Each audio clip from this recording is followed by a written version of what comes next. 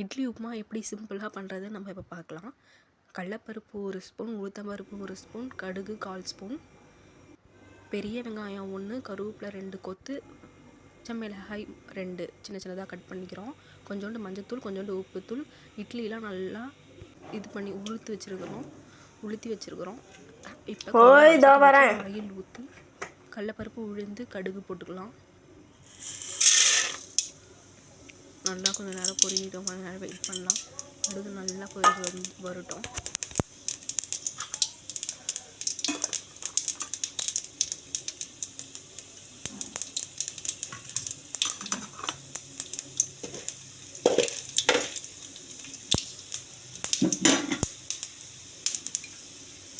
நல்லா பொரிஞ்சு வந்துருச்சு. இப்போ வெங்காயம், கருவேப்பிலை, மிளகாய் கட் பண்ணி வச்சதை போடுறோம்.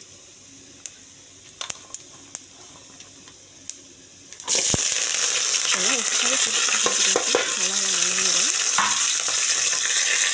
நல்லா வளர்ந்துடும்.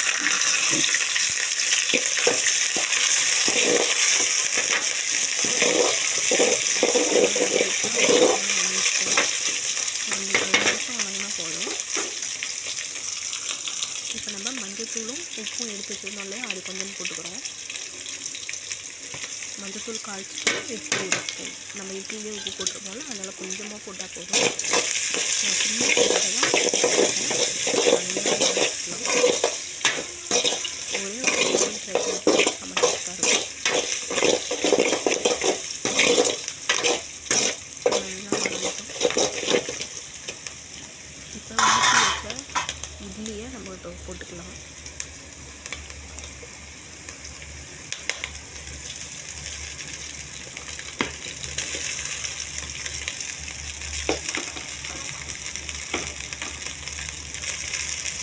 எல்லா இட்லியும் ஊற்றி வச்ச இட்லி எல்லாத்தையும் போட்டுக்கலாம்.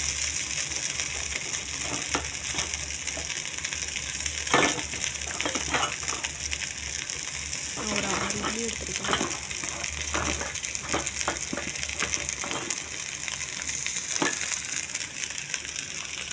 இப்போ நல்லா வளர்த்துக்கலாம்.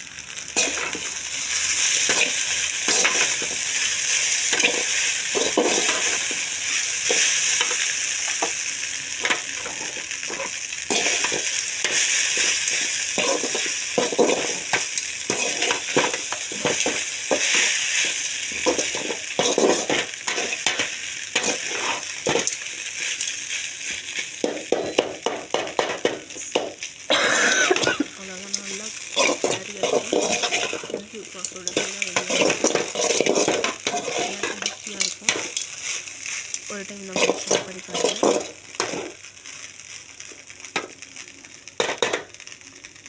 நல்லா டேஸ்டியாக இருக்கும். இதுதான் இட்லி உப்புமா ரெடி ஆகிடுச்சு. இந்த வீடியோ உங்களுக்கு பிடிச்சிருந்தா ஷேர் பண்ணுங்கள், கமெண்ட் பண்ணுங்கள், சப்ஸ்கிரைப் பண்ணுங்கள்.